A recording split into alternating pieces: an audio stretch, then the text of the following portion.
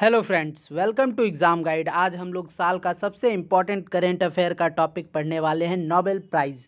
इससे रिलेटेड हर एग्ज़ाम में हमारे क्वेश्चंस देखने को मिलते हैं। कोई भी एग्ज़ाम आप दें, एसएससी, रेलवे, बैंकिंग, उसमें आपको नोबेल प्राइज़ से रिलेटेड एक या दो क्वेश्चंस देखने को मिल जाएंगे।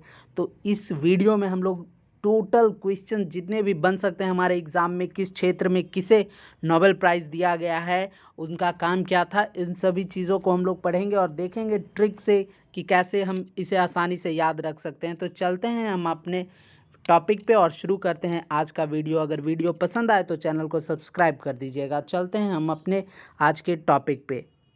हमारा आज का तो हम लोग जान लेते हैं कि नोबेल पुरस्कारों की शुरुआत किस वर्ष हुई थी। तो नोबेल पुरस्कारों की शुरुआत 1901 में स्वीडिश वैज्ञानिक अल्फ्रेड नोबेल ने की थी। तो जान लेते हैं, अल्फ्रेड नोबेल एक स्वीडिश वैज्ञानिक थे जिन्होंने डायनामाइट का आविष्कार किया था और इन्होंने ही अपनी मृत्यु के बाद नोबेल प्राइज़ पुरस्कार की शुरुआत इनकी मृत्यु के बाद की गई थी इनके फंड्स से। और शुरुआत में नोबेल पुरस्कार 5 क्षेत्रों में दिया जाता था, परंतु अभी वर्तमान में नोबेल पुरस्कार 6 क्षेत्रों में दिया जाता है। तो चलते हैं अपने आगे बढ़ते हैं इस लेक्चर में। तो देख लेते हैं ये 6 क्षेत्र कौन से हैं। इन 6 क्षेत्रों में नोबेल पुरस्कार अभी वर्तमान समय में दिया जाता है। ये है मेडिसिन यानी चिकित्सा, फिजिक्स भौतिक, केमिस्ट्री रसायन, पीस और शांति। ये सब काफ़ी इम्पोर्टेंट है, इसको स्पेशली आप याद रखेंगे। लिटरेचर साहित्य, और इसे 1968 में जोड़ा गया था। पहले 5 क्षेत्रों में दिया जाता था, परंतु 1968 के बाद अर्थशास्त्र इकोनॉमिक्स को जोड़ा गया। और पहला बार, जब ध्यान रखिए एक क्वेश्चन काफ़ी पूछा जाता है कि अर्थशास्त्र का पहला नोबेल पुरस्कार कब दिया गया, तो 1969 में दिया गया था। शुरुआत 68 में हुई थी, परंतु प्रथम अर्थशास्त्र का नोबेल पुरस्कार 1969 में दिया गया था। तो चलते हैं अपने आज के पहले क्वेश्चन पे और देखते हैं कि क्या है हमारा इम्पॉर्टेंट क्वेश्चन। तो हम लोग बेसिक क्वेश्चन से शुरू करते हैं कि नोबेल पुरस्कारों की शुरुआत कब हुई थी। तो अभी मैंने आपको बताया कि 1901 में शुरू हुआ था। पहले 5 क्षेत्रों में दिया जाता था, अभी वर्तमान समय में 6 क्षेत्रों में यह पुरस्कार दिया जाता है। तो चलते हैं अपने अगले क्वेश्चन पे। अगला क्वेश्चन है कि इनमें से किसे 2022 में शांति का नोबेल पुरस्कार से सम्मानित किया गया है। तो इसका आंसर होगा कि कुल 2 संस्था और एक व्यक्ति को दिया गया है। वो एक व्यक्ति हैं एलेस बिलालेट्स्की, व्यक्ति हैं एलेस बिलालेट्स्की, और 2 संस्था है, एक मेमोरियल जो रशिया की संस्था है और दूसरी है यूक्रेन की संस्था सेंटर फॉर सिविल लिबर्टीज़ को दिया गया है। यानी टोटल 3 को दिया गया है, जिसमें 2 संस्थाएं, एक यूक्रेन की एक रशिया की, क्योंकि अभी वहाँ वॉर चल रहा है तो वहाँ शांति की सबसे ज़्यादा ज़रूरत थी। तो इसलिए दोनों देशों के एक एक संस्था जो शांति के क्षेत्र में काम करती है उन्हें नोबेल पुरस्कार दिया गया और एक व्यक्ति एलेस बिलालेट्स्की को दिया गया। तो ये नाम आप ध्यान रखेंगे। हमारा अगला क्वेश्चन है कि नोबेल पुरस्कार कितने क्षेत्रों में प्रदान किया जाता है। तो इसका सही आंसर होगा ऑप्शन बी, 6 क्षेत्रों में प्रदान किया जाता है। और छठा क्षेत्र इकोनॉमिक्स अर्थशास्त्र है, जिसका पहला पुरस्कार 1969 में दिया गया था। चलते हैं हम अपने अगले क्वेश्चन पे। हमारा अगला क्वेश्चन है सांते पाओ को किस क्षेत्र का नोबेल पुरस्कार दिया गया है। तो इसका सही आंसर होगा ऑप्शन सी, चिकित्सा के क्षेत्र का दिया गया है। सांते पाओ को किस क्षेत्र का नोबेल पुरस्कार दिया गया है, तो चिकित्सा के क्षेत्र का दिया गया है। इन्होंने मेडिसिन में कार्य किया है, इसलिए इन्हें दिया गया है। तो हमारा अगला क्वेश्चन है कि वर्ष 2022 में निम्न किन व्यक्तियों को भौतिक के क्षेत्र का नोबेल पुरस्कार दिया गया है। तो इसका सही आंसर होगा, देख लेते हैं हम लोग का, इसका भौतिक का क्षेत्र का 3 लोगों को ये पुरस्कार दिया गया है। ये 3 व्यक्ति हैं एलन स्पेक्ट, जॉन क्लाउसर, एंटोनो जेलिंगर। यानी इसका सही आंसर होगा उपयुक्त में से तीनों, इन तीनों को दिया गया है। तो इसे हम लोग कैसे याद रख सकते हैं। भौतिक यानी न्यूटन भौतिक से रिलेटेड हैं, आप आसानी से रिलेट कर सकते हैं। तो एटॉन, सुनने में ही लग रहा है कि न्यूटन का चर्चा है, तो एटॉन भाई, एटॉन है जिसमें, वही है न्यूटन। और न्यूटन किसके लिए हैं, भौतिक क्षेत्र के लिए। तो आपको याद रखना आसान होगा किन 3 व्यक्तियों को दिया गया है। तो एलन स्पेक्ट, जॉन क्लाउसर, एंटोनो जेलिंगर, इन तीनों को भौतिक का नोबेल पुरस्कार दिया गया है। चलते हैं हमारे अगले क्वेश्चन पे। हमारा अगला क्वेश्चन है कि निम्न में से किसे रसायन के क्षेत्र का नोबेल पुरस्कार दिया गया है। तो इसमें भी 3 व्यक्तियों को दिया गया है, या उसमें से एक व्यक्ति हैं बैरी शार्पलेस, इन्हें दिया गया है रसायन के क्षेत्र का भौतिक पुरस्कार।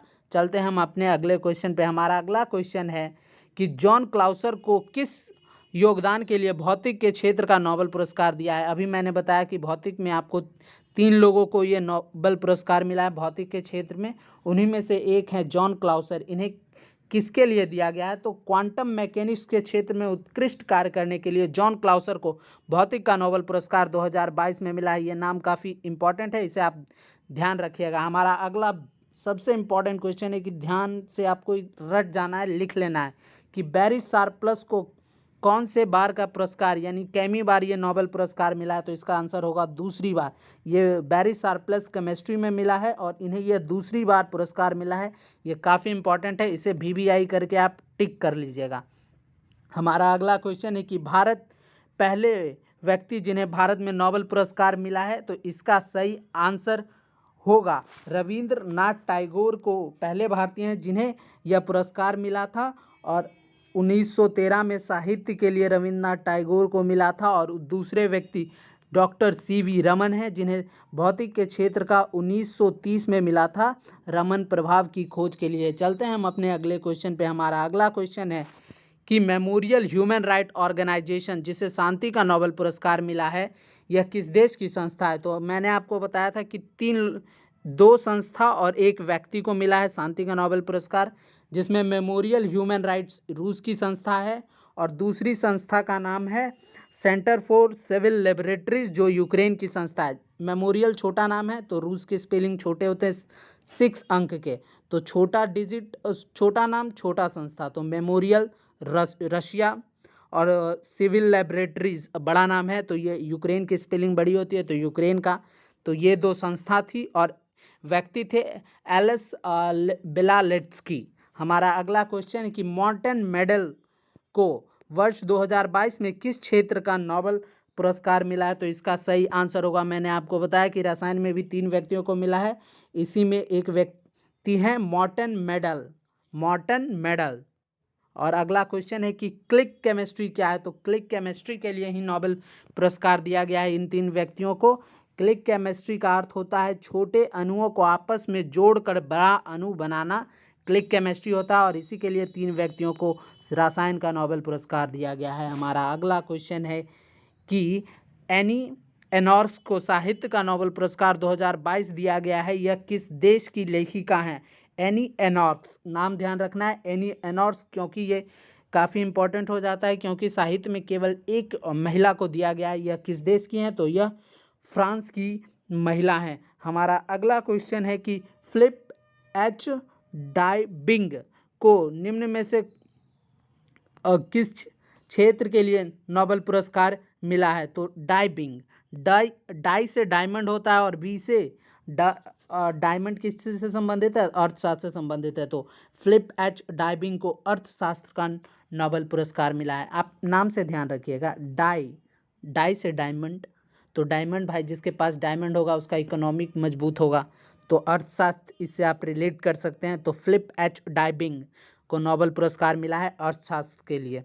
अब हमारा अगला क्वेश्चन है कि डगलस W डायमंड को निम्न में से कौन से नोबेल पुरस्कार से सम्मानित किया गया है, तो इसका आंसर होगा डायमंड, तो इसमें ही आ ही गया, तो इनको भी अर्थशास्त्र के लिए मिला है। तो आपको ध्यान रखना है कि फिलिप एच डाइबिंग और डगलस W डायमंड को किस क्षेत्र का नोबेल पुरस्कार मिला है, तो अर्थशास्त्र का नोबेल पुरस्कार मिला है। तो अगर आपको ये वीडियो पसंद आया हो, देखने में अच्छा लगा हो, इन्फॉर्मेटिव लगा हो तो प्लीज़ चैनल को सब्सक्राइब कर दीजिए और वीडियो को लाइक कर दीजिएगा, और आप कमेंट करके बताइए कि आपको हमारा वीडियो कैसा लगा। अगर पसंद आया तो बताइए, अगर कोई समस्या हुई है तो भी बताइए, हम उसे सुधार करेंगे।